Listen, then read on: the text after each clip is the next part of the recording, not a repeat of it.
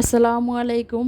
কাছে এবং দূরে, দেশ এবং দেশের বাহিরে যে যেখান থেকে আমার ভিডিওটি দেখছেন, আশা করছি সবাই অনেক ভালো আছেন। আমিও আলহামদুলিল্লাহ ভালো আছি। এদিকে সকালের নাস্তা রেডি করা হইতেছে। রুটি আর মুরগির মাংসের ঝোল দিয়ে চলবে। অন্যদিকে বাচ্চাদের জন্য নুডলস রান্না করতেছি। বাচ্চারা রুটি খাবেন না ততটা, তাই ভাবতেছি ওদেরকে নুডলস করে দেই।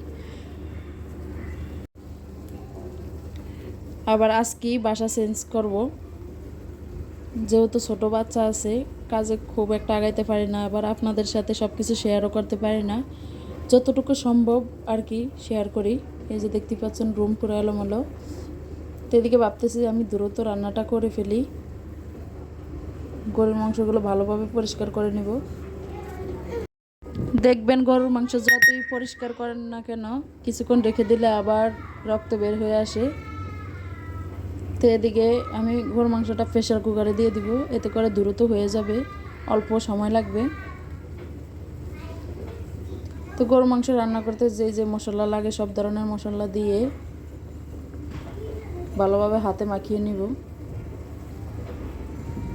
আরবির আব্বু আবার একটু গরু মাংস, যে কোনো মাংসই হোক না কেন, একটু ভালো সিদ্ধ করে রান্না করতে হয়। একটু শক্ত মাংস খেতে চায় না।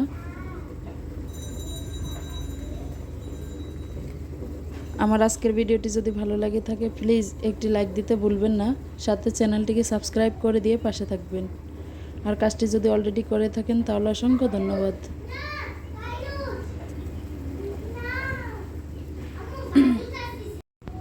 এইদিকে হচ্ছে আজকে বহুদিন পরে আমার পছন্দের মাছ রান্না করব। আর এই মাছটি নিয়ে আসছে আমার ছোট ভাইয়ের বউ। তো এদিকে পেঁয়াজ, কাঁচামরিচ আর আদা রসুন বাটা দিয়ে দিয়েছি।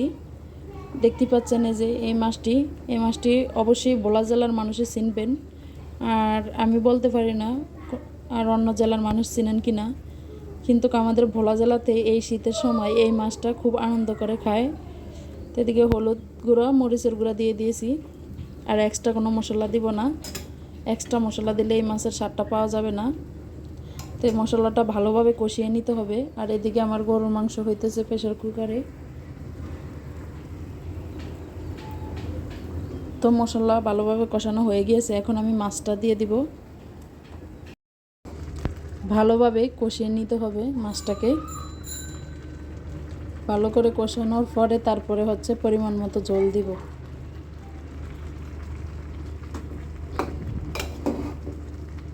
এদিকে হচ্ছে আরবির আব্বু অনেক জিনিসপত্র নিয়ে গেছে।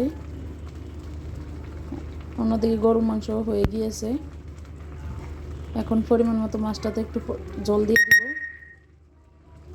তো হয়ে গিয়েছে আমার মাছ রান্না। এখন ধনিয়া পাতা কুচি দিয়ে দিব। ধনিয়া পাতাও বাসায় ছিল না আজকে, পাশের রুমের ভাবির থেকে এনে দিয়েছি। এখন গরু মাংসটা প্রেশার কুকার থেকে ঢেলে নিয়েছি। অন্যদিকে বাসার অনেক জিনিসপত্র আরবির আব্বু নিয়ে গেছে। আমার একদমই যাওয়ার ইচ্ছা ছিল না, কিন্তু আমার দুইটা ছেলে আছে, ওরা এই রুমটা একটু ছোটো, তো এই জন্য খেলতে পারে না। তাই এরা বলতেছে যে ওই রুমটাতে যাইলে সুবিধা হবে, কিন্তু আমার তো মায়াই সারাইতে পারি না এই রুমটার। এই যে আমার ছোটো ভাইয়ের বউ ঝাড়ু দিতেছে। তো এখন দুপুরের খাবারটা খেয়ে নেব। সবাই ভালো থাকবেন, সুস্থ থাকবেন। আসসালামু আলাইকুম।